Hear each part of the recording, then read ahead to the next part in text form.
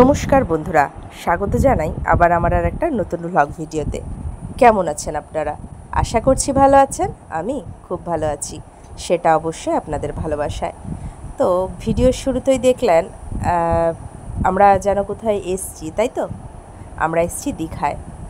তো দীঘায় বাসস্ট্যান্ড থেকে নেমেই একটু এগিয়ে গেলেই একজন কাকু আর কাকিমা দুজনে মিলে চপ, ঘুগনি, ডিম সেদ্ধ, লুচি, ছোলা নিয়ে বসে আছেন। তো সেখান থেকে আমরা খাবার কিনে খেয়েছি। তারপরে চলে গেলাম হোটেল খোঁজার উদ্দেশ্যে। বন্ধুরা, একটা কথা বলে রাখি, আমাদের কিন্তু আর একদিন আগে যাওয়ার কথা ছিল, কিন্তু ওই হোটেল খুঁজে পাইনি, মানে হোটেল পাইনি আমরা। অনলাইন বলুন, অফলাইন বলুন, আমরা হোটেল একদমই পাইনি। তো আজকে গেছি একমাত্র, মানে হোটেল পাইনি আজকেও, তো চলে গেছি তবুও হোটেল খুঁজতে, যে ওখানে খুঁজেই থেকে যাব, আর না পেলে না থাকবো, চলে আসবো, কিছু করার নেই, আমাদের কপাল। তো আমরা এখানে এসে একটা বাদাম আর চিনির দেয়া একটা মানে মিষ্টি মিষ্টি জাতীয় একটা জিনিস, ওটা কিনে খেলাম, বেশ ভালো লাগলো। খাচ্ছি আমি আর কাকিমা, আমার ছেলে আর আমার হাজব্যান্ড আর একটা কাকু, ওনারা গেছেন হোটেল খুঁজতে। তো আমরা বলি কেন এখানে বেকার দাঁড়িয়ে থাকবো, চলো সমুদ্রের ধারটা থেকে ঘুরে আসি, বেশ ভালো লাগবে। তো আমরা এসছি কিন্তু প্রথমে নিউ দীঘা। এটা হচ্ছে নিউ দীঘার বিচ। তো এই দেখুন চারদিকে কিন্তু হরেক রকমের জিনিসপত্র, খাওয়ার দাওয়ার সব নিয়ে সব বলে বসে আছেন। আর এই দেখুন লাল নীল বেলুন, বল, সবাই এগুলো কিনে সমুদ্রের মধ্যে খেলা করে। তো সমুদ্র কিন্তু উত্তাল, ঢেউ দেখুন, প্রচুর মানুষ। আমরা মানে এখানকার লোক বলছে যে দুদিন আগে নাকি আরও ভিড় ছিল, মানে প্রচুর ভিড় ছিল। আর এখন এটা একটু তবুও ফাঁকা, মানে একটু পরের দিকে এত ভিড় হয়েছিল, এত ভিড় হয়েছিল আপনাদেরকে কি বলবো। তো এত মানুষ এসছেন, জগন্নাথ মন্দির হয়েছে, তো জগন্নাথ মন্দির দেখার উদ্দেশ্যেই সবাই এসছেন, বেশিরভাগ মানুষ। তো আমরা ওখানে একটু দেখে আবার এই দিকে চলে এলাম, দাঁড়িয়ে আছি। হোটেল খুঁজে এখনও তারা আসে পৌঁছায়নি। আর এইগুলো সব দেখছেন যে একটা রুমও ফাঁকা নেই, আমরা সব হোটেল দেখেছিলাম। আর ওই যে লাল দুপাট্টা ওর গায়ে মেরে হাওয়াকে ঝোঁকে এসে মাথায় ওড়না মানে গামছাটা দিয়ে চলে আসছে কাকু, হোটেল তার মানে পেয়ে গেছে। তো চলুন যাওয়া যাক, দেখি কোথায় হোটেলটা পেয়েছে।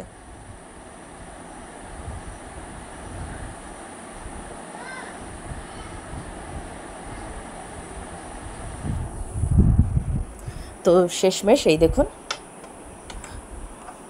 একটা রুম পেয়েছি।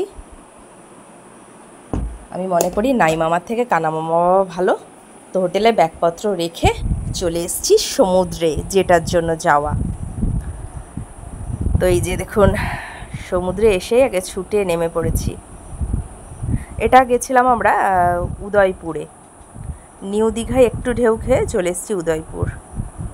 এখানে উদয়পুরে এখানে বেশ মাছ ভাজা হচ্ছে চারিদিকে, বেশ দেখতে ভালো লাগছিল, আর খেয়েওছি। এই দেখুন ইলিশ, সার্টিন, গলদা, পমপ্লেট, চিংড়ি, কাঁকড়া, কত কি। এখানে জিজ্ঞেস করছিলাম ওনাদেরকে দাম, ওনারা বলছেন সব।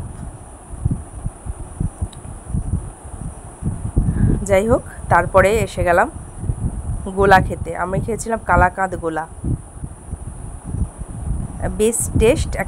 তো বন্ধুরা, স্নান টান করে মানে দীঘায় সমুদ্রে স্নান টান করে আবার রুমে এসে স্নান টান করে মোটামুটি ফ্রেশ হয়ে গেছি। তারপরে যাচ্ছি খেতে। তো হোটেলে যেতেই আমরা যেটা আমাদেরকে প্রথমে দিল সেটা হচ্ছে পাতা, তারপরে স্যালাড, তারপরে দিয়েছে গরম গরম ধোয়া ওঠা ভাত, তারপরে দিয়েছে ডাল, মুসুরের ডাল ছিল, তারপরে দিয়েছে মাছের মাথা দিয়ে শাকের তরকারি, যেটা আমার অলওয়েজ মানে সব সময় অল টাইম প্রিয়। তারপরে দিয়েছিল পটল আলুর একটা সবজি, আমি হাতও দিইনি সেটা। তারপরে যেটা আমার মানে খুবই প্রিয় পছন্দের, সেটা হচ্ছে ইলিশ মাছ। আমরা একটা ইলিশ থালি অর্ডার দিয়েছিলাম, ঠিক আছে। তো একটা গোটা মাছই নিয়েছিল, তো দু পিস করে সবাইকে দিয়েছে। লোভ সামলাতে না পেরে ভিডিও মানে আসার সঙ্গে সঙ্গেই আমি আগে মুখে ভরে নিয়েছি। এই দেখুন, দারুণ ছিল, দারুণ। প্রত্যেকটা রান্না অসম্ভব সুন্দর। তারপর চাটনি পাঁপড় তো আছেই। তো খাওয়া দাওয়া করে এখানে দেখুন হাত ধুয়ে নিচ্ছি।